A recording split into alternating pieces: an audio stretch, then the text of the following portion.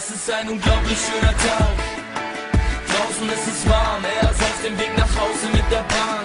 Schaut aus dem Fenster, lässt gedankenfreien Lauf, lehnt sich ganz entspannt zurück, denn er muss lange noch nicht raus. Ein paar Menschen steigen ein, andere wieder aus. Er wechselt grad das Lied und plötzlich stand da diese Frau. Und er dachte sich, wow, sagte klar, der Platz ist frei. Sie lachte und er dachte sich, nur bitte komm, sprich sie an.